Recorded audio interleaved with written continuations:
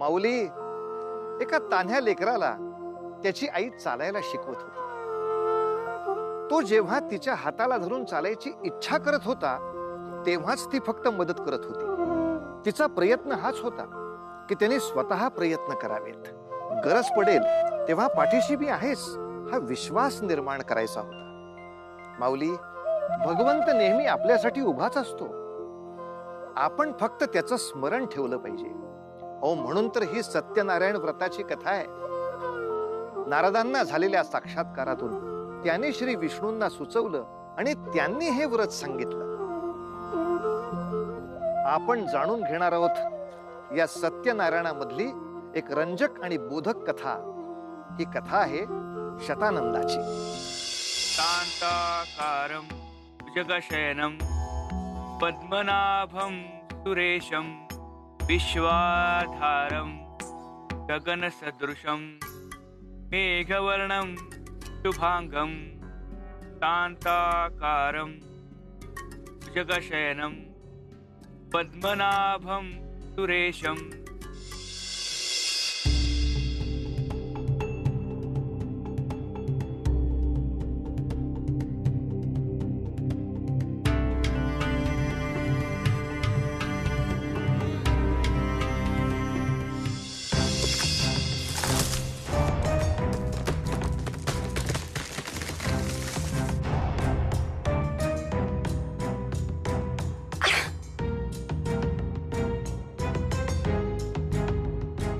शांताकारं भुजगशयनं पद्मनाभं सुरेशं.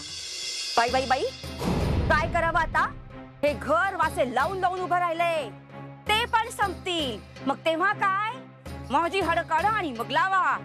तुम्हाला माझी तडफड दिसत नाही आणि तुम्ही ज्याची पूजा करताय त्याला तुमची दया येत नाही. भूक लागली आहे. अरे थांबा. भूक लागली आहे. खायला हवंय, खायला हवंय, हा खायला हवंय, हा खायला हवंय. तर मलाच का?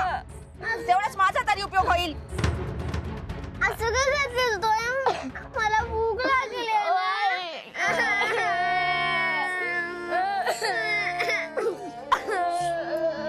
रडू नकोस. बघते मी काही आहे का. हा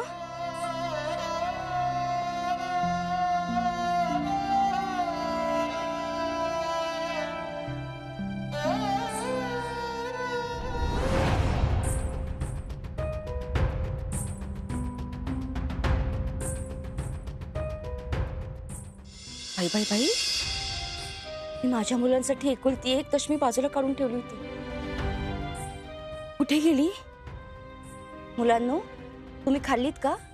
नाही आई, तू नदीवर गेली होतीस ना पाणी आणायला, तेव्हा ना घरी एक याचक आला होता. भुकेला होता ग. त्याला असं रिकाम्या हाती कसं परतवावे असं पिताश्रींना वाटलं. मग त्यांनी घरातली दशमी होती ना ती त्याला देऊन टाकली आणि म्हणाले, दानासारखं पुण्यकर्म तर कुठलेच नाही. 4 दिवस झाले घरात कुणाचं पोट भरलं असेल तर, आणि यांना दान धर्म सुचतायत. स्वतः उपाशी राहा की. माझ्या लेकरांच्या तोंडचं का खिचून घेता? फसवलं, सगळ्यांनी मिळून मला फसवलं. यांच्या वाडवडिलांना झेपत नाही, जमत नाही तरी छाताडावर एवढं हल्ली कर्ज करून ठेवली आणि आमच्या माथी मारून गेले स्वतःवर.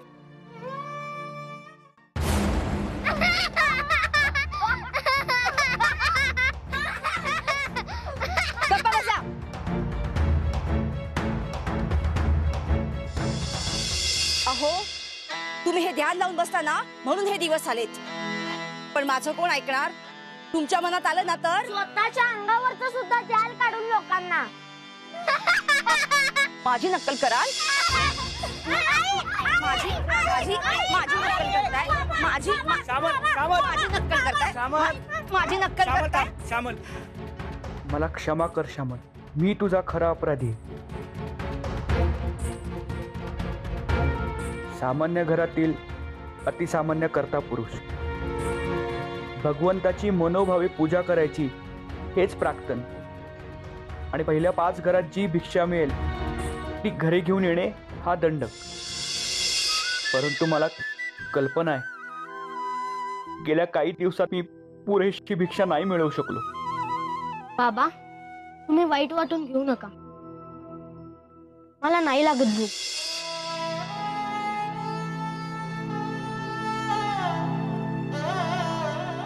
जा बाळांनो, बाहेर खेळा. जा.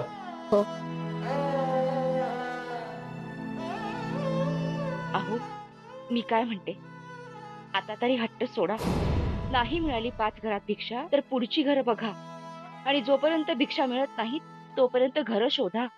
हे काय बोलतेस तू श्यामल? भिक्षेमागील घेतलेला हा वसा टाकून देऊ? परिस्थितीमुळे तुझा आगतिक होणं समजू शकतो ग मी. पण हा सारा खेळ भगवंताच्या मनात चालू असेल तर ते बदलणारे आपण कोण? इतकी वर्ष सेवा करताय त्याची, काय दिलं त्यानं आणि काय चुकलं आमचं? तर या प्रश्नाचं उत्तर दुर्दैवाने माझ्याकडे नाही. येतो मी. जाता जाता छतावर अंथरायला सुक गवत आणून द्या, म्हणजे छप्पर अंथरता येईल. नाही जमायचं. जा, काही मदत करू नका. आणि बरं का, 5 घरात नाही मिळाली भिक्षा तर पुढची घरं पण बघा, आणि आज तरी पोटभर अन्न घरी घेऊन याच.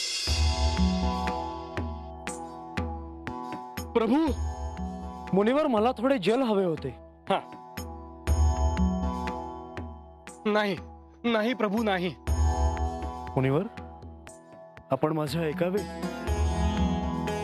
आपला विश्वास नाही आपल्या आराध्यांवर?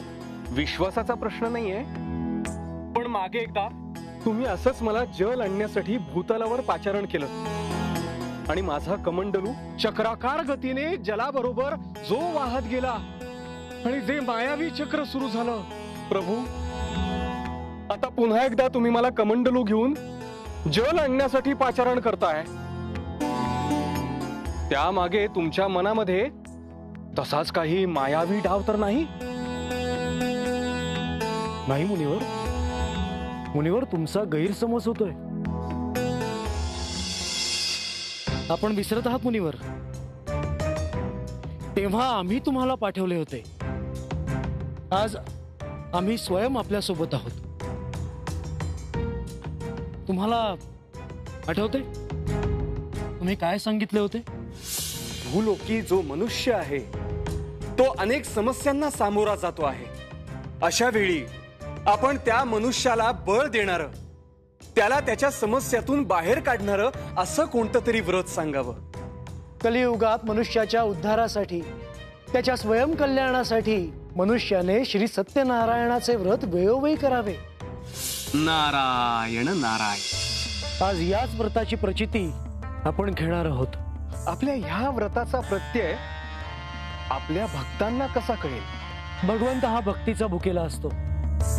जशी भक्ताला भगवंताच्या भेटीची इच्छा असते, तशीच भगवंताला त्याच्या भक्ताच्या भेटीची इच्छा असते. ओम आदित्याय नमः. ओम आदित्याय नमः. ओम आदित्याय नमः. हे भगवान सूर्यनारायणा, तुझ्या पूजेत कधी खंड पडू दिला नाही. सतत तुझे नामस्मरण केले. माझं एक स्वप्न आहे, माझ्या घरात आपलं एक मंदिर असावं. परंतु नारायणा, माझे कुटुंबीय माझ्याच भिक्षेवर अवलंबून आहेत रे. गेल्या काही दिवसात मी त्यांना अन्न देऊ शकलो नाही. याची सल मला इतकी आहे, जितकी या नदी पलीकडे असलेल्या तुझ्या मंदिरात येऊन तुझा चरण स्पर्श करू शकत नाही तितकी.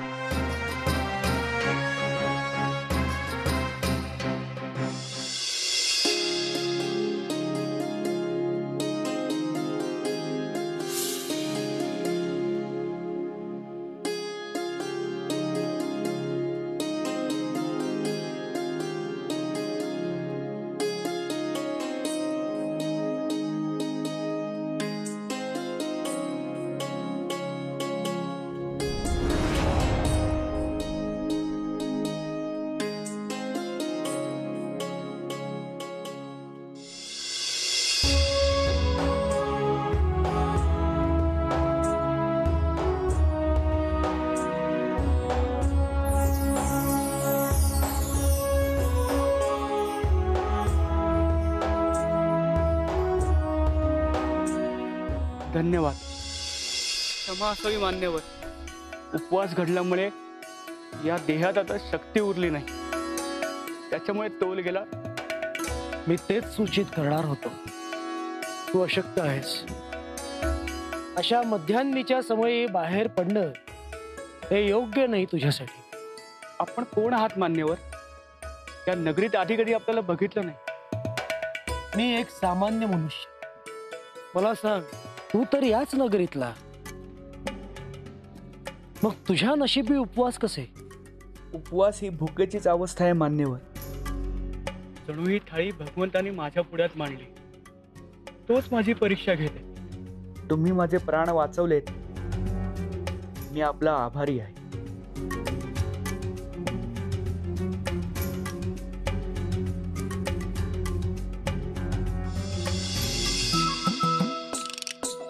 बाळांनो,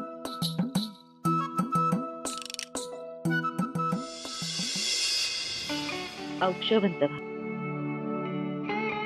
आम्ही नेहमी सारखे आमचे पठण पूर्ण केले जसे तू सांगितलेस. आता आमचं ऐकशील का ग? आम्हाला वाटीभर दूध देशील का? आता या बिचाऱ्यांना कसे सांगावे की घरात वाटीभर पीठ वगळता इतर काहीच नाही. आई काय झाले? अरे असं काय करताय बाळांनो? आता ही दूध प्यायची वेळ आहे का? तुमचे पिताश्री भिक्षा घेऊन येतीलच. आपण पोटभर भोजनच करूया. हा आई ग आई, आम्हाला खूप भूक लागली आहे. आणखी आता आम्ही प्रतीक्षा नाही करू शकत. हो आई, आम्हाला खूप भूक लागली आहे.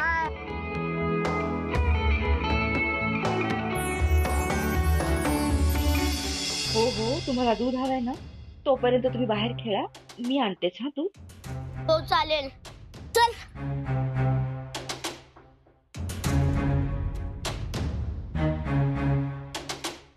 आज जर यांना पुरेशी भिक्षा नाही मिळाली तर? नाही नाही, काहीही करून भिक्षा घरी आणा. हवे तर मी उपाशी राहीन, परंतु माझ्या लेकरांना पुरेसे अन्न मिळू द्या. नाही, मी जिंकलो. बरं बाबा, जिंकलास तू, आता मी जिंकणार बघच तू. ए जिंकलो मम्मी. बाळांनो, शतानंदाचे घर हेच का? आई, आई.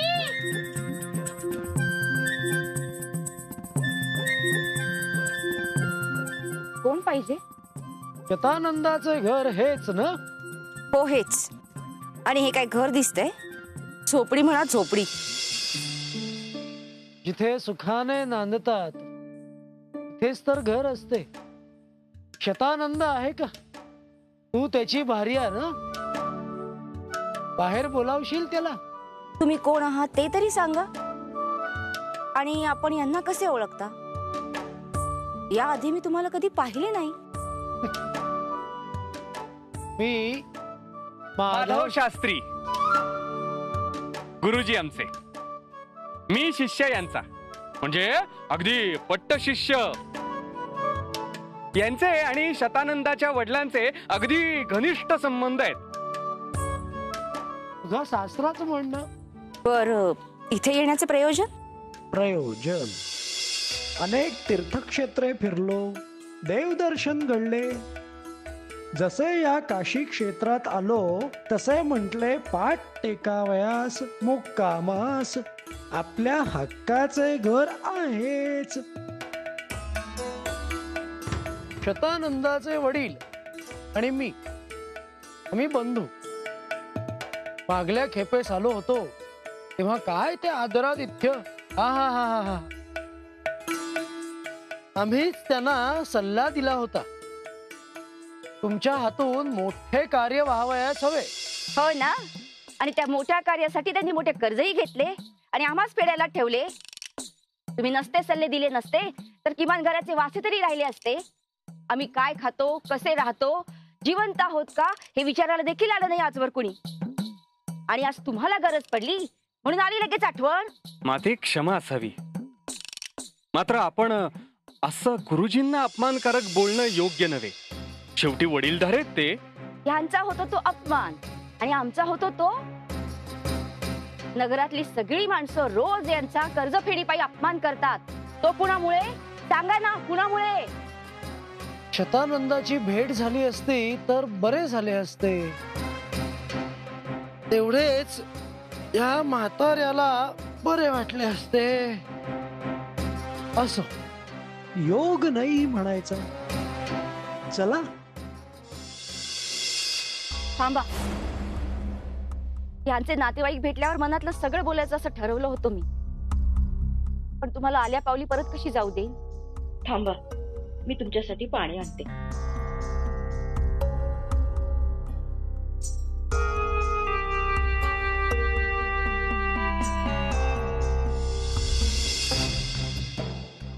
ओम भवती भिक्षां देहि.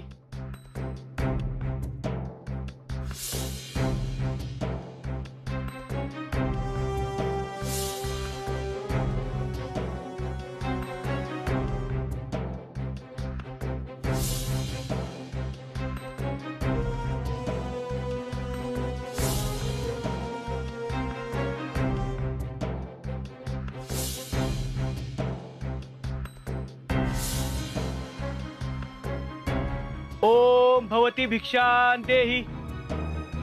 हे नारायण, आजही मला भिक्षा नाही मिळाली तर माझी लेकरे उपाशीच राहतील रे. हे घ्या. अरे अरे अरे अरे अरे, काय रे हे? तुमच्यावर अतिथींचा आदर कसा करावा याचे संस्कार कोणी केलेले दिसत नाहीत. तुम्हाला कोणी शिकवले नाही का? चुका आमच्यासारख्या लहान मुलांकडूनच होतात आणि तुमच्यासारख्या थोरांनी त्यांना क्षमा करायची असते. दिसतायत, हो दिसतायत. मातेचे संस्कार अगदी यथायोग्य झाल्याचे दिसतायत.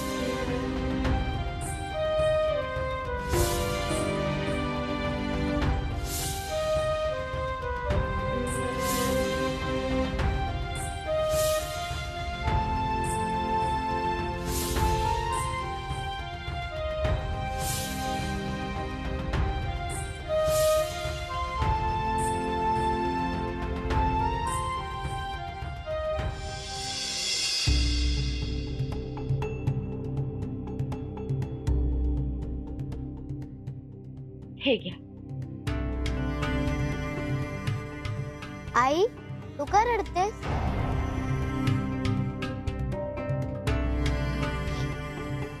कुठे काय? मगाशी बाहेर होते ना, तेव्हा डोळ्यात काहीतरी गेलं असेल. तुम्ही प्या.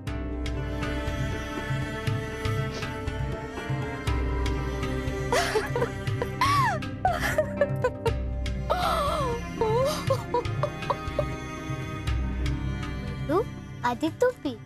नाही प्रल्हाद, आधी तू पी. नाही बंधू, आधी तू पी. प्रल्हाद पी म्हणतोय ना. नाही बंधू, आधी तू पी.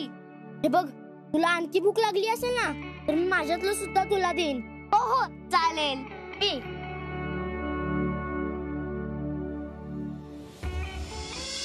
भुकेचे म्हणावे तर आम्हासही भूक लागली आहेच.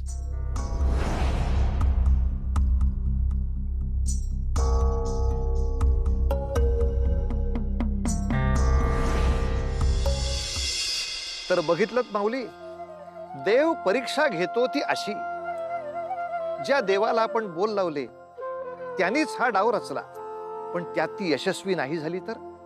अहो, साक्षात देव समोर उभे आहेत, त्यांच्यापासून काही लपलेलं नाही, मग आता तिचा निभाव कसा लागणार?